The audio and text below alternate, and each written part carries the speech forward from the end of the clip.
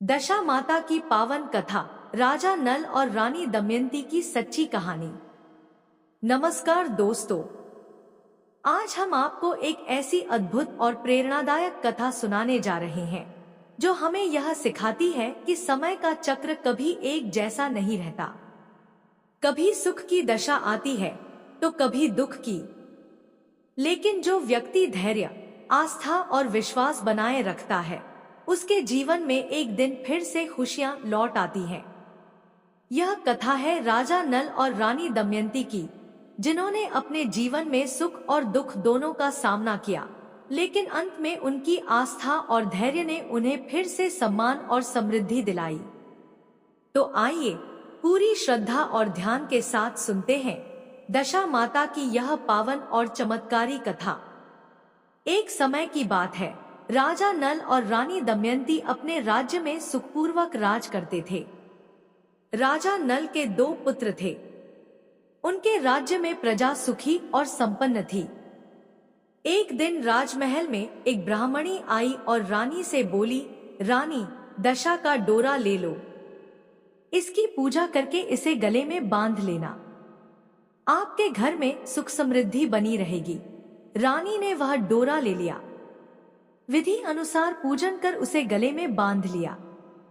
कुछ दिनों बाद जब राजा नल ने रानी के गले में बंधा हुआ डोरा देखा तो पूछने लगे, रानी, इन सोने के जेवरों के साथ आपने यह डोरा क्यों पहना है? रानी कुछ कहती, उससे पहले ही राजा ने वह डोरा तोड़कर जमीन पर फेंक दिया। रानी ने डोरा उठाया और उसे पानी में घोलकर पी गई और राजा से बोली, राजा, यह दशा माता का डोरा था। आपको इसका अपमान नहीं करना चाहिए था। जब रात्रि में राजा सो रहा था तो उसने स्वप्न में एक बूढ़ी महिला को महल में आते हुए देखा और माता लक्ष्मी को महल से जाते हुए देखा। सुबह उठकर राजा ने अपना स्वप्न रानी को सुनाया। रानी बोली, राजा, आपने हमारी अच्छी दशा को जाते हुए और बुरी दशा को आते हुए देखा है। अब यहाँ रुकने का कोई फायदा नहीं है। राजा रानी ने अपनी बहुओं को पीहर भेज दिया और बेटों को राजा भील के महल में छोड़ दिया। अपना मन लगाने के लिए अपने साथ एक पोता ले लिया। इस प्रकार राजा नल और रानी दमयंती अपने देश को छोड़कर दूसरे देश चले गए। चलते चलते रास्ते में राजा के मित्र सेठ का गांव आया। दूतों ने कहा, सेठ जी, आपके मित्र आ रहे हैं। सेठ ने पूछा, कैसे आ रहे हैं? दूत बोले, फटे हाल, पैदल ही आ रहे हैं। सेठ बोला, बाहर के कमरे में ठहराओ। हवेली में सेठानी और बहुएं सोचेंगी, कैसा मित्र है मेरा। राजा नल और रानी दमयंती को बाहर के कमरे में ठहराया गया। उस कमरे में मोर की तस्वीर की खूंटी पर सेठानी का नौलखा हार टंगा था। रानी ने देखा कि खूंटी हार को निगल रही है। यह देख रानी ने राजा से कहा, इसी समय हमें यहाँ से चले जाना चाहिए, नहीं तो हमारे ऊपर चोरी का नाम लग जाएगा। राजा और रानी दोनों रात में ही वहां से चल दिए। आगे चले तो राजा की बहन का गांव आया। राजा ने बहन को खबर पहुंचाई, तुम्हारा भाई आ रहा है। बहन ने पूछा, कैसा आ रहा है? खबर देने वाले बोले, दुखी हाल, पैदल ही आ रहा है। बहन बोली, गांव के पीपल के नीचे ठहरा दो, नहीं तो सास और देवरानी कहेंगी, कैसा भाई है मेरा। बहन भाई से मिलने के लिए एक थाली में चावल और मूंग ढककर ले गई। राजा नल के हाथ में लेते ही चावल और मूंग कीड़े-मकोड़े बन गए। रानी दमयंती ने गड्ढा खोदकर उन्हें जमीन में गाड़ दिया। अब वे वहां से आगे चले। चलते चलते रास्ते में एक नदी आई। राजा ने वहां तीतर मारकर रानी को दिए और कहा, मैं पोते के साथ नदी में नहा कर आता हूँ, आप तीतर पका लेना। ऐसा कहकर राजा पोते को लेकर चला गया। जब राजा वापस आया तो रानी ने कहा, राजा, पके हुए तीतर हांडी से उड़ गए। राजा बोला, रानी, मुझसे भी पोता नदी में बह गया। दोनों विलाप करते हुए वहां से चल दिए। रास्ते में उन्हें एक सूना बंजर बाग मिला। दोनों रात को वहीं सो गए। सुबह हुई तो बाग की मालकिन आई। उसने देखा कि बंजर बाग में कोपलें फूट रही हैं। वह उनसे बोली, तुम दोनों कौन हो? राजा बोला, हम तो भीख के मारे हैं, रहने की जगह ढूंढ रहे हैं। मालिन बोली, अब तुम दोनों यहीं रहो और मेरे बाग की देखभाल करो। वे दोनों बाग में ही रहने लगे। दिन बीतते गए। ऐसे ही होली का दिन आया। राजा जब कुएं से पानी भरता तो बार बार पानी में कुछ आता और राजा उसे वापस कुएं में फेंक देता। रानी ने पूछा, राजा, यह बार बार क्या आता है जिसे आप फेंक देते हो? राजा बोला, रानी, पानी में एक सूत की कुकड़ी और हल्दी की गांठ न जाने कहां से बार बार आ जाती है। रानी बोली, राजा, अगर इस बार आपके पानी में कुकड़ी और गांठ आए तो आप मुझे दे देना। राजा बोला, दमयंती, पहले ही तुम्हारे इस कामकुमन से आज हमारी यह दशा हो गई। अब तुम फिर वही सब करना चाहती हो।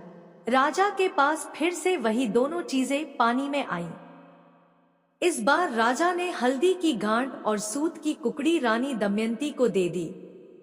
रानी ने होलिका दहन के वक्त होली को झल दिखाकर दशा माता का व्रत लिया। कुछ दिनों बाद राजा रानी से बोला, रानी, इस नगर के राजा की पुत्री का स्वयंवर है, मेरे कपड़े धो देना, मैं वहां जाऊंगा। रानी बोली, राजा, आप इस दशा में भी वहां जाएंगे? राजा बोला, रानी, दशा ही तो खराब आई है, दिल तो राजाओं का है। राजा स्वयंवर में पहुंचा। राजकुमारी ने सारे राजा और राजकुमारों को छोड़कर राजा नल को हार पहना दिया। वहां मौजूद सभी लोग हैरान रह गए। विद्वानों की सलाह से एक बार फिर राजकुमारी से अपना वर चुनने को कहा गया।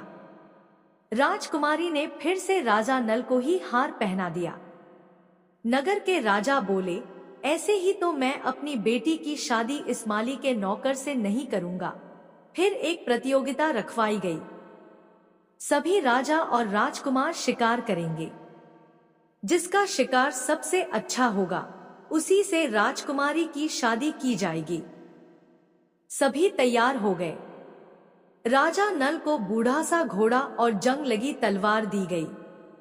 राजा बोले, यदि मैं असली राजपूत हूं तो तलवार धारदार हो जाए और यह घोड़ा तेज हो जाए। ऐसा कहकर राजा ने घोड़े को एक थपकी मारी। थपकी मारते ही तलवार चमकने लगी और धारदार हो गई और घोड़ा भी तेज हो गया।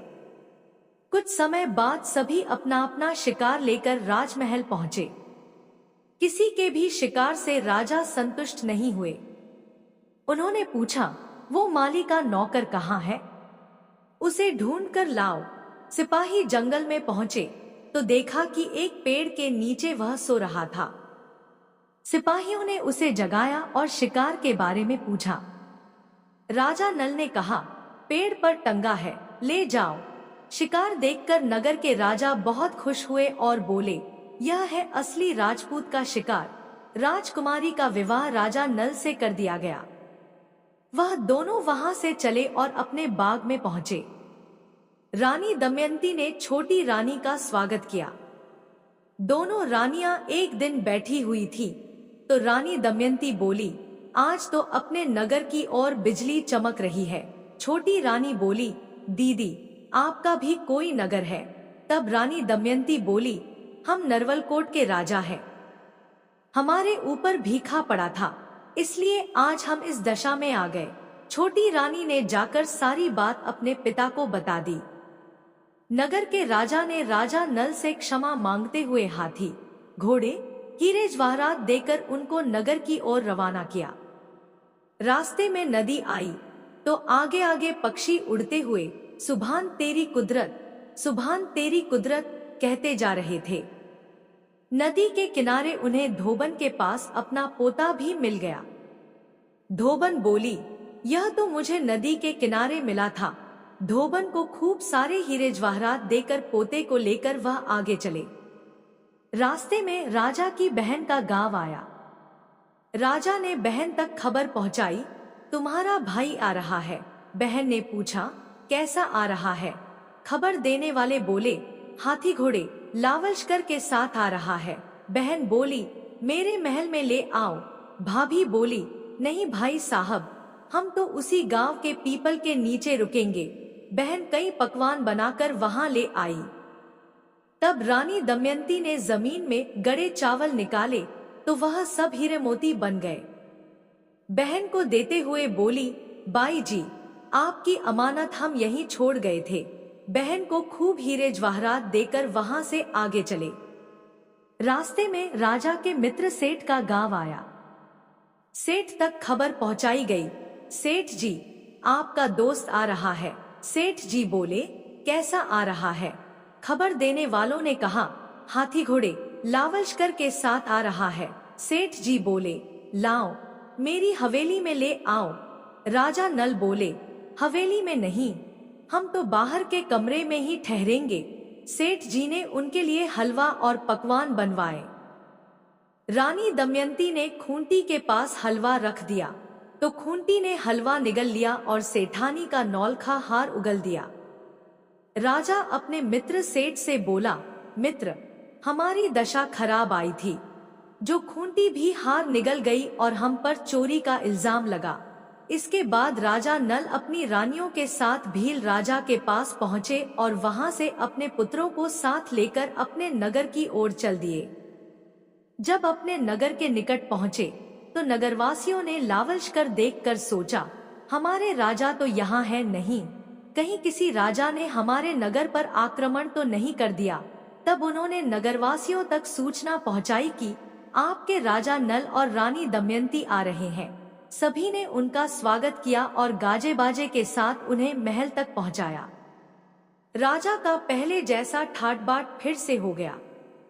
दोस्तों, इस प्रकार राजा नल और रानी दमयंती ने अपने जीवन में दुख, कष्ट और कठिन परीक्षाओं का सामना किया, लेकिन उन्होंने कभी भी अपना धैर्य, आस्था और विश्वास नहीं खोया। जब समय ने उनका साथ छोड़ा तब उन्होंने धैर्य से सब कुछ सहा और जब दशा माता की कृपा हुई तो वही भाग्य फिर से उनके जीवन में सुख, सम्मान और समृद्धि लेकर आया।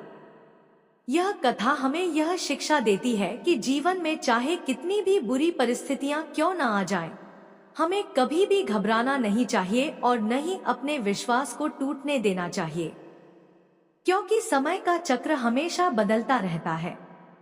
आज अगर बुरा समय है तो कल अच्छा समय भी अवश्य आएगा। इसलिए हमेशा भगवान पर विश्वास रखें, धैर्य रखें और अपने कर्म अच्छे करते रहें। जब भगवान की कृपा होती है तो किस्मत बदलने में देर नहीं लगती। अगर आपको यह पावन कथा पसंद आई हो तो वीडियो को लाइक करें, शेयर करें और चैनल को सब्सक्राइब करना न भूलें। जय दशा माता, जय माता दी।